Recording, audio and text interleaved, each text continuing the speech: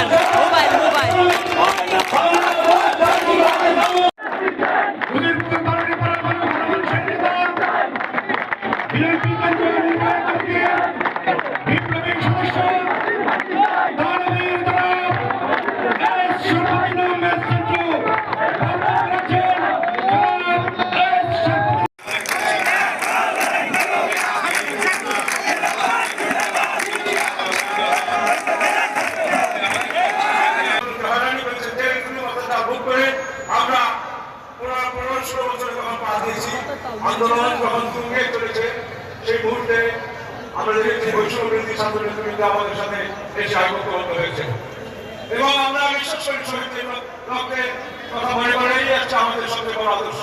এখানে আদর্শ দর্শন নিয়ে এই সরকারের বিরুদ্ধে কোনো আন্দোলন হয় নাই।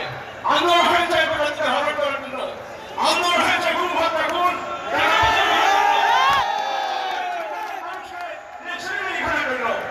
আমরা চাই জাতীয়তাবাদী দল যে আন্দোলন সংগ্রাম করে এই জায়গায় পৌঁছেছে, আজকে জনগণের কাছে জনগণের ভোটাধিকার ফিরে দিতে হবে।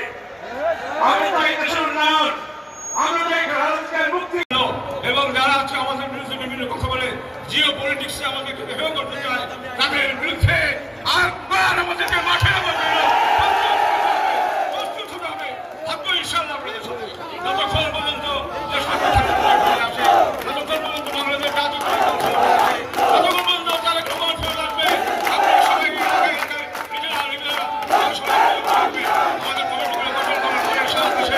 ইনশাআল্লাহ আমরা একটি বিজয়ের জন্য আগামী দিনে আরেকটি বড় আন্দোলন তৈরি করবো। কাজে সবাই বক্তব্য থাকার জন্য আগামী দিনে আপনাদের বিগত সময়গুলো যেভাবে আন্দোলন সংগ্রামে নেতৃত্ব দিয়েছি আপনাদের পাশে ছিলাম। আগামী দিনগুলোতেও এখানে এই জনগণ আমাকে 5 বার ভোট দিয়েছে, সেখানে কোথায় আমেরিকায় বসে মহিলা পরিষদ বসে টাকায় নিয়ে এখানে মেয়র বানানো হয়েছে। আমাদের মেয়র আমাকে ব্যাংকে বিভিন্ন সময় বাধা দেওয়া হয়েছে, সংগ্রাম নির্বাচনে আমাকে বেরোতে দেয়নি। কাজে আজকের দিনে আমাদের সমস্ত কার্যক্রমে সঠিক রাখতে বলতে হবে। আমরা একটা লড়াইয়ের জন্য আবার প্রস্তুত থাকতে হবে। আসুন আমরা জাতীয় শক্তির নেতৃত্ব তৈরি করি এবং আজকে হচ্ছে ঐক্যবদ্ধ মিটিংয়ের জন্য সকল দক্ষিণ জেলাকে ধন্যবাদ জানাই। এবং আমি এখানে দেখি আমাদের নিউ ইয়র্কের প্রেসিডেন্ট সেলিম রেজা উপস্থিত হয়েছেন, আমাদের নিউ জার্সি থেকে সোলামান উপস্থিত হয়েছেন, আমাদের কেন্দ্রীয় কমিটির সদস্য রনক ইসলাম টিপু, দুলাল লেনিন এবং অন্যান্য যারা আছে লোক চান এবং অন্যান্য যারা আছে নেতৃবৃন্দ এবং মহানগর প্রেসিডেন্ট সেক্রেটারি এবং সবাইকে ধন্যবাদ জানিয়ে আমার বক্তব্য শেষ করছি। খোলা হাফেজ।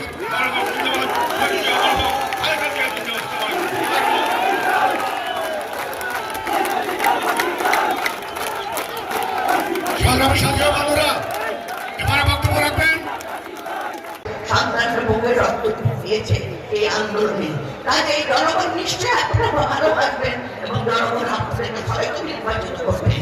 কোন সব তাকে নির্বাচিত করলো সেটা বিএনপি দেখার ব্যাপার নয়, বিএনপি দেখার ব্যাপার জনগণ তার মৌলিক অধিকার ফিরে পেয়েছে কিনা। আজকে যখন আমরা আয়না করে জনগণের কথা শুনি।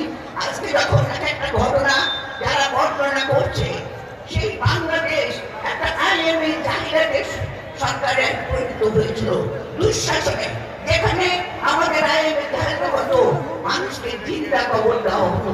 ওই ঘুমের মধ্যে মানুষকে চিন্তা খবর দিয়ে